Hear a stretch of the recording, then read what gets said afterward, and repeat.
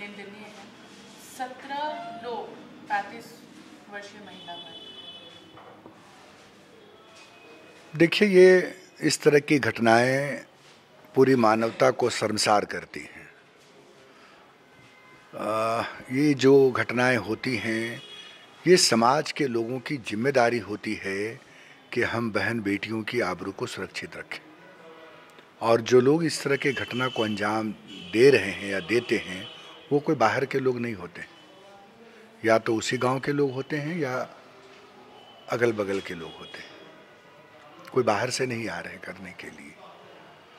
तो कहीं ना कहीं जो है हमारा सभ्य समाज की जिम्मेदारी है, घर वालों की जिम्मेदारी है, सबकी जिम्मेदारी है कि इस तरह की घटनाओं पर अंकुश लगे। हालांकि वो सभी लोग पकड़े गए, गिरफ्तारियां हो गई, और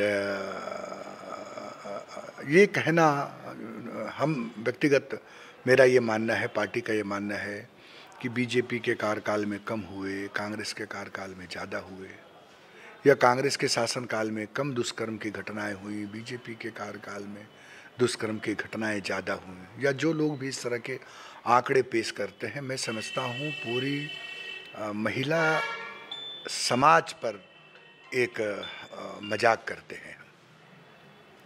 पूरी हमारी बहन बेटियों के सम्मान के साथ खिलवाड़ करते हैं अगर हम एक राजनीतिक दल के लोग अगर इस तरह की बातों को जस्टिफाई करते हैं। किसी के भी शासनकाल में इस तरह की घटनाएं, वारदात अगर होती हैं तो ये बहुत ही निंदनीय है।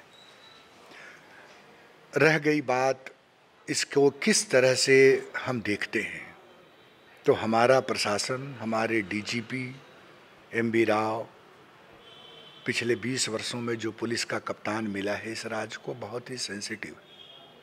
लोग गिरफ्तार होते हैं और उसके बाद उसके ऊपर अनुसंधान होते हैं और जेल भेजे जाते हैं। लेकिन फिर भी कार्यकाल में होना या ना होना ये अलग बात है, लेकिन अगर फिर भी हो रही है ये सारी चीज़ें, ये सबसे बड़ी निंदनीय बात है कि ये सारी चीज़ें हो रही हैं एक महिला के साथ। देखिए, हम बिल्कुल सही कहा, टीवी चैनलों में हम अगर अपने परिवार के साथ समाचार सुनते हैं तो बच्चे बच्चियां जब बैठती हैं समाचार सुनने के लिए, तो खासकर छोटे बच्चों पर, बच्चियों पर एक बहुत ही मानसिक दबाव रहता है। हम तुरंत चैनल चेंज कर देते हैं क्योंकि उसके बहुत ही भय हो जाता है, दुष्परिणाम देखने को मिलता है। घटनाएं जब हो रही हैं तो मैंने जैसा पहले कहा आपको कि एक एक घर में तो पुलिस दिया नहीं जा सकती है, एक एक गांव, एक एक जंगल, एक एक शहर में। मैं ज़रूर पूछना चाहता हूं अपने साथियों से कि आज जो लोग धरना दे रहे हैं वो खुद ही बताएं आगे आकर के हमको कि कैसे क्या करना चाहिए। वो सुझाव दें, हम उस सुझाव पर अमल करेंगे, सरकार भी अमल करेगी। लेकिन कृपा करके इस तरह की गंदी राजनीति नहीं करें। ये राजनीति का सब्जेक्ट नहीं है। महिलाओं की अस्मिता पर राजनीति का सब्जेक्ट कभी भी नहीं बनाया जाना चाहिए। मोरहाबादी में हुए जो धरना प्रदर्शन चल रहा था, उसको लेकर के आज महिलाओं ने ये भी कहा है कि अगर हेमंत सोरेन जल्द से जल्द इन सारी चीज़ों पर रोकथाम नहीं लगाते हैं या फिर लोगों की गिरफ्तारी नहीं होती है तो सीएम आवास का घेराव भी किया जाएगा एवं हेमंत सोरेन को चूड़ियां गिफ्ट की जाएंगी।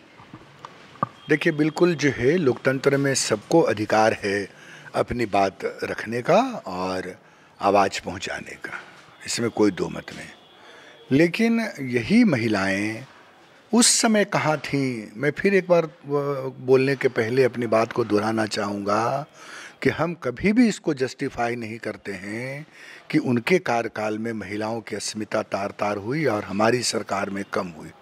ये हम जरा भी इसको जस्टिफाई नहीं करते। लेकिन हम ये ज़रूर कहना चाहते हैं, कहाँ थी ये बीजेपी की महिलाएं जिस समय रघुवर दास के शासनकाल में शहर के बीचों बीच महिलाओं की, बच्चियों की, छात्राओं की, छोटे बच्चों की आबरू लूटी जाती थी?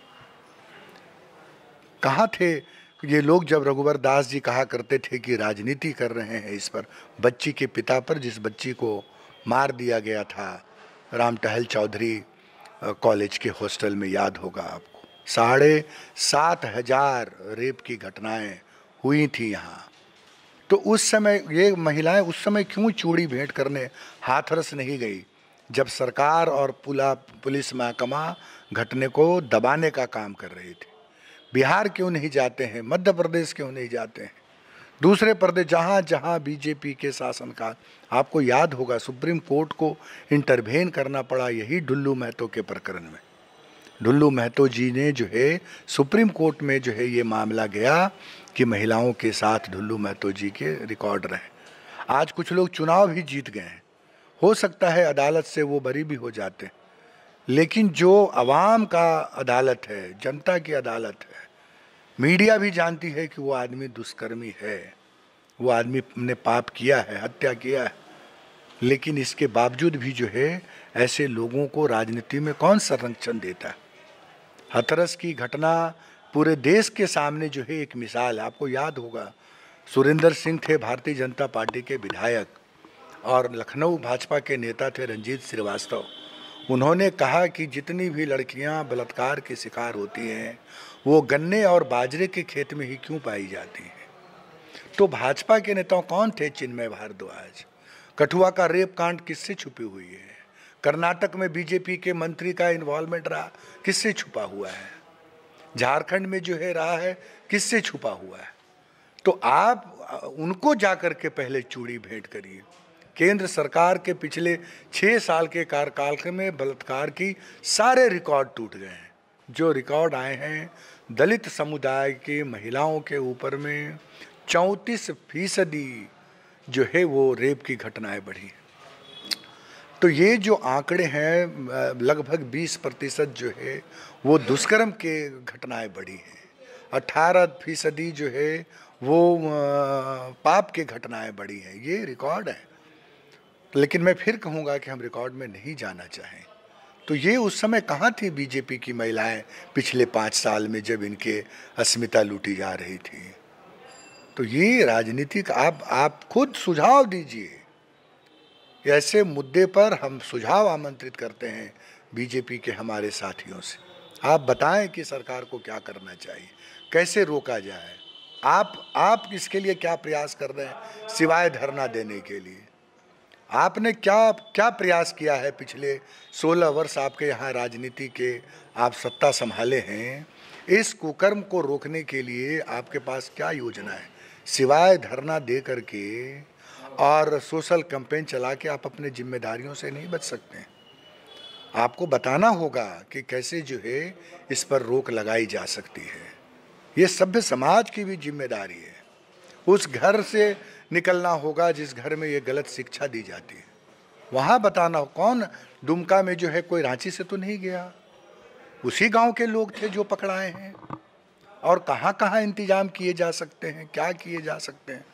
तो इसलिए ऐसे लोगों को भारतीय जनता, बाबूलाल जी मरांडी जी हों या कोई भी आदमी हो, इन लोगों को सरकार को सुझाव, वरना जो है यही ओछी लोग, ओछी राजनीति, घटिया सोच, घटिया मानसिकता का परिचायक द्योतक बनकर रह जाएगी। वरना भारतीय जनता पार्टी, ये सरकार, ये प्रदेश सबका है, ये सबके प्रदेश हैं। ये जिस समय निर्भया कांड हुए थे उसके बाद जब बीजेपी की सरकार आई, दिवंगत हो गए अरुण जेटली जी, दिल्ली में कई घटनाएं हुई।